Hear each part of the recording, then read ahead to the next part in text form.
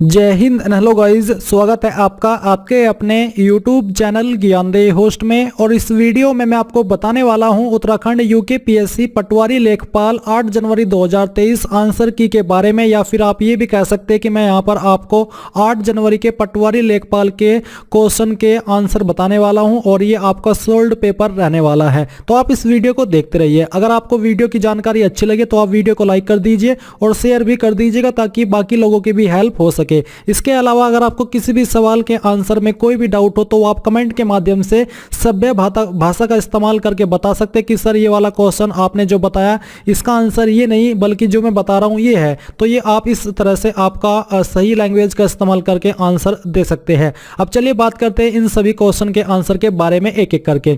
तो यहाँ पर सबसे पहले आपका भाग फर्स्ट सामान्य हिंदी का। तो इसमें यहाँ पर मैं आपको ये भी बता दूं कि कुछ क्वेश्चन के जो आंसर है वो सही रूप में मेरे पास अवेलेबल नहीं हो सके तो उनको मैं स्किप कर दूंगा और बाद में फिर मैं कमेंट पिन के माध्यम से बता दूंगा कि उस वाले क्वेश्चन का आंसर ये है। तो चलिए अब ये पहला सवाल आपका है कि अल्प विराम का उपयोग वाक्य के किस खंड में किया जाता है। तो आपका ऑप्शन राइट आंसर है ऑप्शन बी यानी कि मध्य में। सवाल नंबर 2 है अनाजी शब्द का विलोम है। ऑप्शन ए फलाहारी, ऑप्शन बी सनाजी, ऑप्शन सी नियाजी, ऑप्शन डी कामकाजी। तो आपका राइट आंसर है ऑप्शन ए यानी कि फलाहारी। सवाल नंबर 3 है मंद गंध पुष्प माल पाट पाट शोभाश्री पट नहीं रही है इन पंक्तियों के रचनाकार है। तो आपका राइट आंसर है बी यानी कि सूर्यकांत त्रिपाठी निराला। सवाल नंबर 4 है साहित्य लहरी रचना के रचयिता है। तो आपका राइट आंसर है बी यानी कि सूरदास। सवाल नंबर 5 है निम्नलिखित में से इलेक्ट्रॉनिक मीडिया के अंतर्गत क्या नहीं आता। तो आपका राइट आंसर है सी यानी कि समाचार पत्र। सवाल नंबर 6 कठिनाई शब्द में प्रयुक्त प्रत्यय है। तो आपका राइट आंसर है ए यानी कि आई। सवाल नंबर 7 कीर्ति का विपरीतार्थक शब्द कौन सा है। तो आपका राइट आंसर है ए यानी कि अपकीर्ति। सवाल नंबर 8 है महर्षि की सही संधि विच्छेद होगा। तो आपका राइट आंसर है बी यानी कि महापलस ऋषि। सवाल नंबर 9 है इनमें वर्तनी की दृष्टि से शुद्ध शब्द है। तो आपका राइट आंसर है बी यानी कि साप्ताहिक। सवाल नंबर 10 है सरकारी या स्वायत्तशासी निकायों या संस्थानों के निर्णय प्रतिवेदन आदि को जब जन साधारण के सूचनार्थ समाचार पत्रों द्वारा प्रकाशित एवं प्रसारित किया जाता है उसे क्या कहा जाता है। तो आपका राइट आंसर है ए यानी कि प्रेस विज्ञप्ति। सवाल नंबर 11 तीर शब्द का पर्यायवाची है। तो आपका राइट आंसर है सी यानी कि शर। सवाल नंबर 12 बर्बर शब्द का विलोम शब्द है। तो राइट आंसर है आपका बी यानी कि सभ्य। सवाल नंबर 13 है वागीश का संधि विच्छेद है। तो आपका राइट आंसर है सी यानी कि वाक प्लस ईस। सवाल नंबर 14 अंग अंग खिल उठना मुहावरे का अर्थ है। तो आपका राइट आंसर है बी यानी कि प्रसन्न होना। सवाल नंबर 15 है पर उपदेश कुशल बहुतरे लोकोक्ति का सही अर्थ है। तो आपका राइट आंसर है बी यानी कि दूसरों को सीख देना सरल है।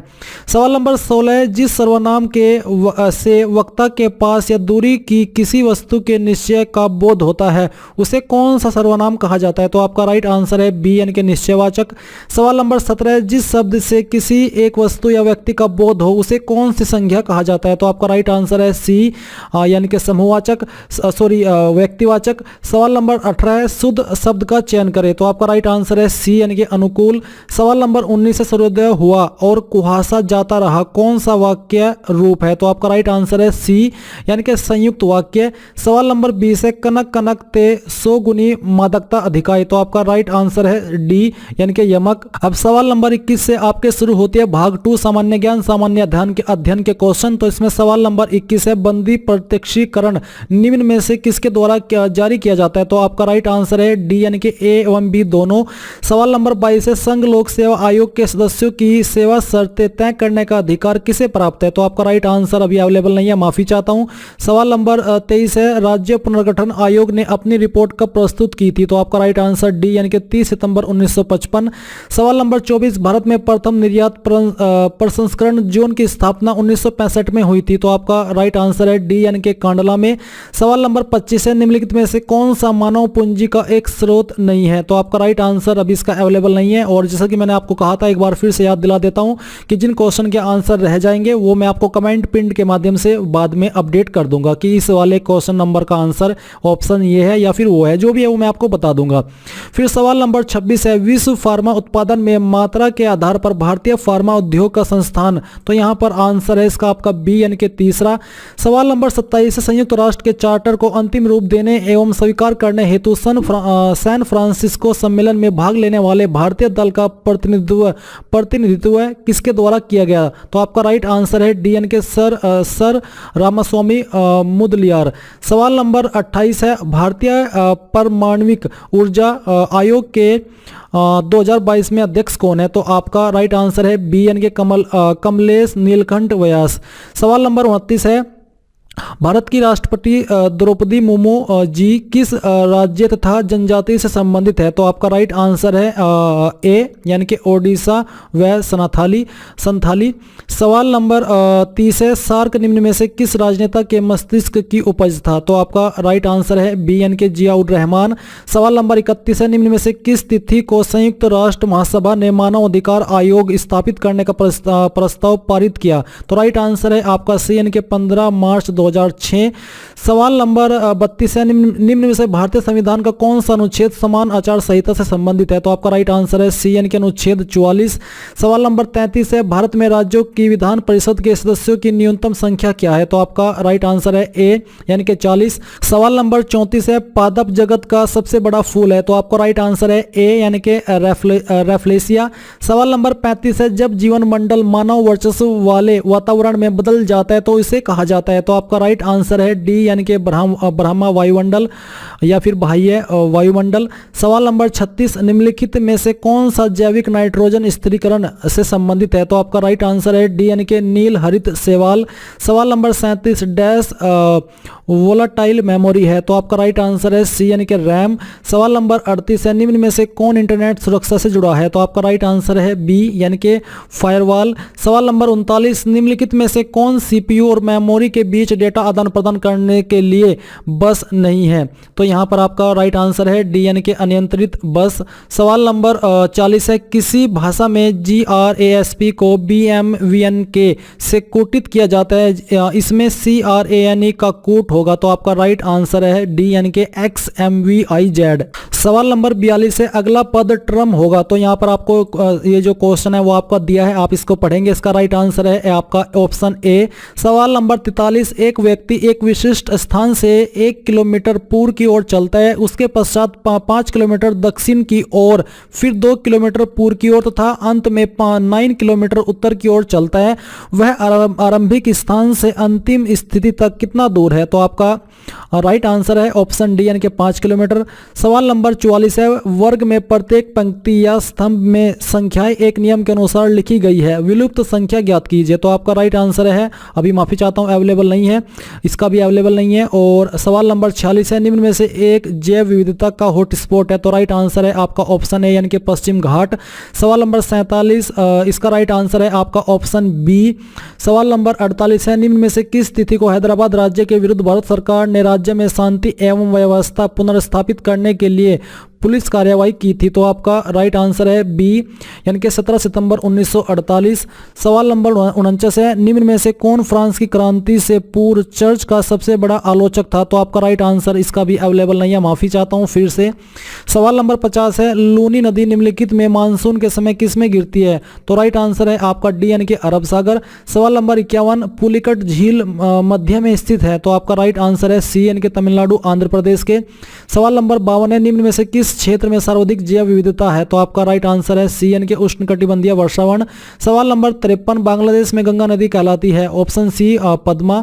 सवाल नंबर 54 है BR अम्बेडकर के अनुसार निम्न में से कौन सा अनुच्छेद भारतीय संविधान का दिल व आत्मा है? तो राइट आंसर है आपका डी यानी कि अनुच्छेद 32। सवाल नंबर 55 निम्न में से कौन भारतीय संविधान की विशेषता नहीं है? तो राइट आंसर बी यानी कि एकात्मक शासन। सवाल नंबर 56 निम्नलिखित में से कौन सा मौलिक अधिकार नहीं है? तो राइट आंसर है ए यानी कि संपत्ति का अधिकार। सवाल नंबर 57 भारत के मौलिक अधिकारों के विषय में निम्न में से क्या सही नहीं है? तो राइट आंसर है आपका ए यानी कि सामाजिक आर्थिक न्याय। सवाल नंबर 58 है राज्य नीति के निर्देशक सिद्धांत निम्न में से किससे संबंधित है? तो आपका राइट आंसर है डी यानी कि इन सभी से, जो कि यहां पर आपको विकल्प दिए गए हैं। सवाल नंबर 59 शतरप के सिक्कों में सोने चांदी का अनुपात क्या था? तो राइट आंसर है आपका डी यानी कि 1:35। सवाल नंबर 60 है जहांगीर के दरबारी चित्रकार उस्ताद मंसूर किस प्रकार की चित्रकारी के लिए प्रसिद्ध थे? तो राइट आंसर है आपका अभी अवेलेबल नहीं है, माफी चाहता हूं। अब यहाँ पर गाइज आपके सवाल शुरू होते हैं भाग 3 राज्य से संबंधित विविध जानकारियां के। इसमें सवाल नंबर 61 है, जनपद अल्मोड़ा का ऊपरी भाग स्थित है? तो राइट आंसर है आपका बी यानी के शिवालिक श्रेणी में। सवाल नंबर 62 है, मनेरी भाली परियोजना निम्न में से किस जनपद में स्थित है? तो आपका राइट आंसर है सवाल नंबर 63 है, 2011 की जनगणना के अनुसार उत्तराखंड में किस जनजाति की जनसंख्या सर्वाधिक है? तो इसका राइट आंसर है डी यानी कि थारू। सवाल नंबर 64 है, निम्न में से किस वर्ष पंचायती राज पर अशोक मेहता समिति का गठन हुआ? तो राइट आंसर आपका बी यानी कि 1977। सवाल नंबर 65, निम्न में से किस राज्य ने भारत में सबसे पहले पंचायती राज को लागू किया? तो राइट आंसर है आपका बी यानी कि राजस्थान। सवाल नंबर 66, निम्न में से कौन सा पंचायती राज दिवस है? तो राइट आंसर सी यानी कि 24 अप्रैल। सवाल नंबर 67, वर्तमान में उत्तराखंड राज्य में नगर निगमों की कुल संख्या क्या है? तो राइट आंसर है ए यानी कि 9। सवाल नंबर 68 है, वर्ष 2020-21 संशोधित बजट अनुमान के आधार पर उत्तराखंड सरकार को निम्न में से किस मद से अधिकतम राजस्व प्राप्त हुआ? तो राइट आंसर है ए यानी कि प्रत्यक्ष एवं अप्रत्यक्ष कर। सवाल नंबर 69, उत्तराखंड सरकार के वात्सल्य योजना के अंतर्गत कितनी धनराशि दी जाती है? तो आपका राइट आंसर अभी अवेलेबल नहीं है। सवाल नंबर 70, वर्ष 2011 की जनगणना के अनुसार उत्तराखंड में शिशु लिंगानुपात क्या था? तो राइट आंसर है आपका ए यानी कि 963। सवाल नंबर 71, निम्नलिखित में से कौन सा युग्म सही सुमेलित है? तो आपका राइट आंसर है सवाल नंबर 73 है, श्री तीरथ सिंह रावत उत्तराखंड के मुख्यमंत्री कितने दिनों तक थे? तो आपका राइट आंसर है सी यानी कि 116। सवाल नंबर 74 है, निम्नलिखित में से किसे 7 जनवरी 2021 को उत्तराखंड के मुख्य न्यायाधीश की शपथ दिलाई? तो आपका राइट आंसर सी यानी कि जस्टिस RS चौहान। सवाल नंबर 75, भारत के लिंग अनुपात 2018 के अनुसार भारत का क्रम क्या था? तो राइट आंसर है आपका ए यानी कि 13वां। सवाल नंबर 76, प्रसिद्ध गर्जिया देवी मंदिर निम्न में से किस नदी के तट पर स्थित है? तो राइट आंसर बी यानी कि कोसा नदी। सवाल नंबर 77, निम्नलिखित में से कुमाऊं का इतिहास पुस्तक किसके द्वारा लिखी गई? तो राइट आंसर है आपका डी यानी कि बद्रीदत्त पांडे। सवाल नंबर 78, निम्न में से किस वर्ष उत्तराखंड नंदा देवी राष्ट्रीय उद्यान से स्थापित किया गया था? तो राइट आंसर है आपका ए यानी कि 1982। सवाल नंबर 79, उत्तराखंड में श्री नंदा देवी रज जात यात्रा मेले का आयोजन निम्न में से किस स्थान पर होता है? तो राइट आंसर आपका डी यानी कि कोटद्वार। सवाल नंबर 80, निम्न में से किसे प्रथम बार उत्तराखंड से खेल रत्न पुरस्कार दिया गया? तो आपका राइट आंसर है ए यानी कि जसपाल राणा। अभी गाइज जो आपके सवाल नंबर 81 से लेकर के 100 तक है, यानी कि जो आपके 20 क्वेश्चन है, इनमें से किसी का भी जो आंसर है वो मेरे पास सटीक रूप में अवेलेबल नहीं है और मैं अपनी तरफ से कोई गलत आंसर आपको देना नहीं चाहता, इसलिए मैं आपसे यहाँ पर माफ़ी चाहता हूँ। और मैं आपको ये मैं प्रॉमिस कर रहा हूँ कि जैसे ही मेरे पास इन सभी क्वेश्चन के आंसर अवेलेबल होंगे, तो जो मैंने आपको बार बार कहा भी है, जिन क्वेश्चन का आंसर अवेलेबल नहीं हो सका उनको लेकर के, कि मैं इस वीडियो के कमेंट पिंड के माध्यम से, यानी कि जब आप कमेंट करने जाओगे तो वहां पर आपको सबसे ऊपर की तरफ एक कमेंट देखने को मिलेगा। उस कमेंट में मैं यहां पर सभी क्वेश्चन का जो क्वेश्चन नंबर है वो लिखूंगा और फिर जो उसका ऑप्शन राइट आंसर है वो मैं वहां पर लिखूंगा। यानी कि आपका जैसे कि 81 का राइट अगर आंसर है अर्जुन सिंह, तो इसका ऑप्शन सी है, तो मैं 81 आगे के सामने सी लिखूंगा। इस तरह से मैं आपको सभी के आंसर वहां पर प्रोवाइड करा दूंगा जैसे ही अवेलेबल होंगे। तो इसलिए मैं आपसे माफी चाहता हूं। आप अगर इस वीडियो को देख चुके हैं तो बाद में आकर के आप एक बार चेक कर लीजिएगा कि वहां पर आंसर अपडेट हुए हैं या फिर नहीं हुए हैं। तो गाइज ये थी आपकी उत्तराखंड यूकेपीएससी पटवारी लेखपाल आंसर की 2023 के बारे में जानकारी। आई होप ये जानकारी आपको पसंद आई होगी। कोई सवाल कोई डाउट रह गया है इनके अलावा वो आप कमेंट के माध्यम से पूछ लीजिएगा। Thanks for watching. जय हिंद।